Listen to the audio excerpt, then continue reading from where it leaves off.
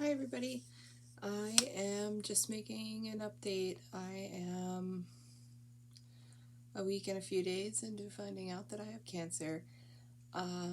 Today I had quite a busy day, but I did want to kind of backtrack because I avoided it in my introduction video.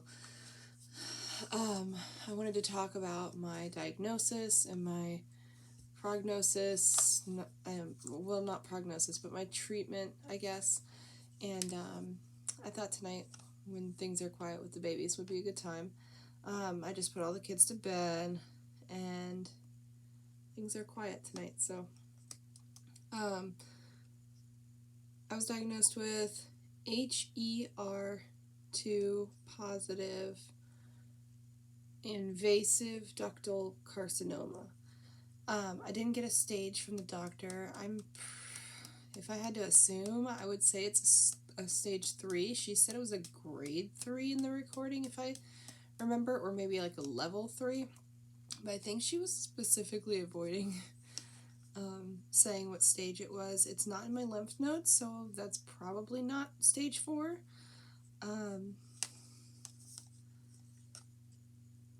We'll see. I'm gonna see my oncologist. Excuse me. I'm gonna see my oncologist on Tuesday. Today is Thursday. I've had a crazy week. I've been really, really blessed that it's unfolded this way, but I've been insanely carted around with doctor's appointments.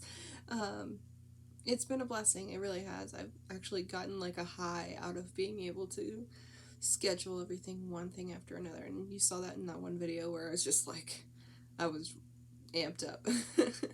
But now I've kind of had a minute to slow down and reflect a little bit, and I wanted to make a video, but I'm scatterbrained, I'm sorry. The invasive ductal carcinoma. Don't know what stage. So far, what I've learned is that my treatment plan is to go see the oncologist, and then I'm going to get a port put in. So, right here is my left side. They're going to put the port on the left side. My tumor is right here at the 12 o'clock and 1 o'clock position on the right side. And they don't really call it a tumor. She said it was abnormal tissue. So abnormal tissue, but not technically like a tumor. I don't really know. I guess that's one thing about cancer, is that it's kind of ill-defined sometimes. I think that's the invasive part, is like it's kind of like spreading and it doesn't have like a solid wall. But anyway, I'm not a scientist or a doctor, so I could be wrong. So anyway, I'll be getting a port on the left side, and it's something that goes under the skin, and like a tube comes up into an artery and goes down into your heart. But the whole thing is under your skin, which was confusing for me at first, but then I realized how awesome that is, because people that have like those like PICC lines that are like a little thing that they access outside of your skin, you have to keep a sticker on them, like, all the time. You have to be careful about getting them wet. They have to be like flushed a certain way every time they get used. So I'm thinking the port going under the skin of my chest is going to be actually a blessing in disguise, because you can get it wet, like it's under your skin. So once your surgery is healed, it's like a tiny little like inch long line, and then just like a lump under your skin. Then the intravenous whatever chemotherapy and whatever blood draws they have to do, they just poke through the skin into the port. So I'm interested to see what that looks like. Not super thrilled on having a port in my body like for over a year, but I'm just gonna roll with it. That's gonna be pretty weird to get adjusted to, and hopefully I can still like sleep comfortably. I'm a side sleeper, and I sleep on one side and then the other and then the other and then the other, and I kind of toss and turn, so I struggle to sleep already, and I'm like nervous about that because it's kind of like where my shoulders like where my shoulders would hunch together when I'm sleeping.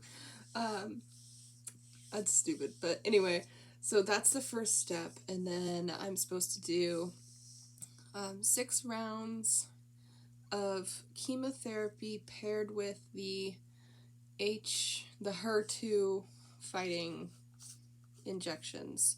So it'll be like the HER2 and the chemo paired together in like a cocktail is what the doctor said. And I'll do 6 rounds of that every 3 weeks for 18 weeks. Excuse me. Halfway through, I'm going to go back to the surgeon that I already saw, and she's going to kind of check out where I'm at as far as like my tumor, the size of it. That's just a physical exam.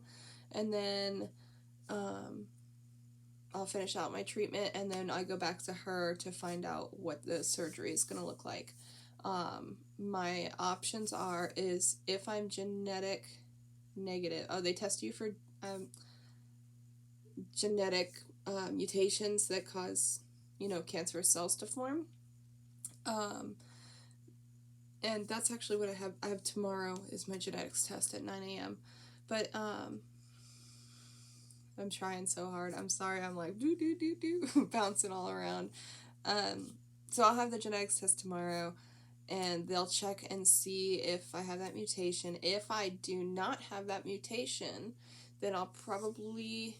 Oh, if I don't have that and my tumor shrinks with the chemotherapy, I have the option of a lumpectomy, which is where they just take out the cancerous tissue. And then if I am genetics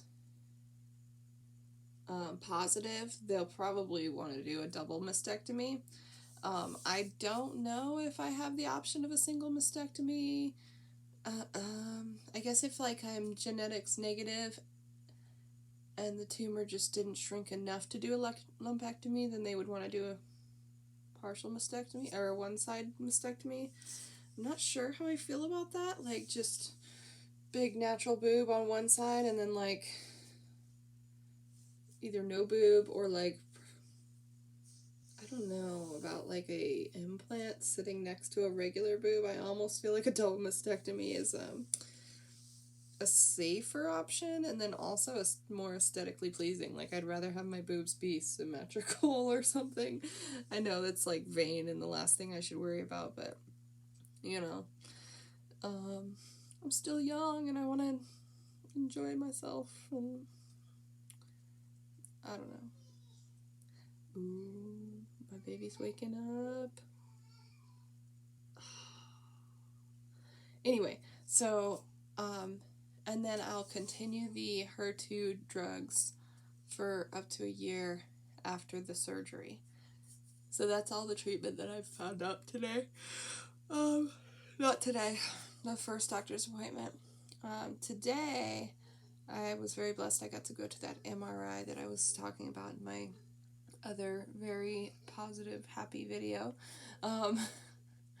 So the MRI went fine. I'm not claustrophobic, and I'm pretty good at following directions, so I didn't have any issues. They lay you on this table, and there's like 2 boob wells, and you just like drop your boobs in the well, and then they give you like a little IV, and you lay on this table, and the machine, I guess they slide you into the machine, but like because you're face down, you don't really see anything. So I just like closed my eyes, and they move the table, and then they start the thing, and they let you listen to music.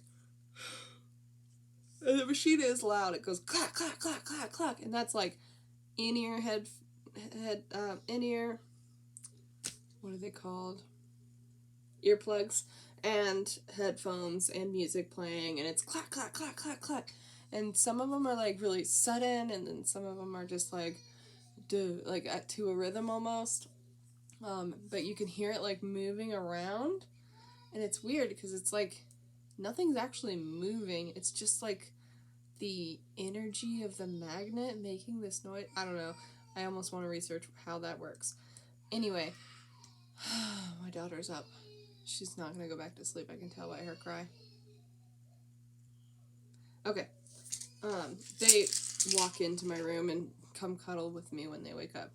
So I'm just waiting for her to do that. She doesn't sound like she's getting closer though. Anyway, I'll just cut this video kind of short. So yeah, I did the MRI today. Tomorrow's genetics testing. Monday, I'm having a boudoir photo shoot before anything crazy happens to the soul bag. So Monday I'm doing that. I'm really excited. I don't have any outfits planned, and I really need to go, like, look at pictures, because I've never done anything like that in my life, and I'm kind of embarrassed to do it, but if there's ever a time to do it, it's before you're about to have some sort of surgery, or your hair's all gonna fall out, and everything's gonna go crazy in your life. So we're gonna try it. It's gonna be fun. I may not like what I see on the other end, but I don't know.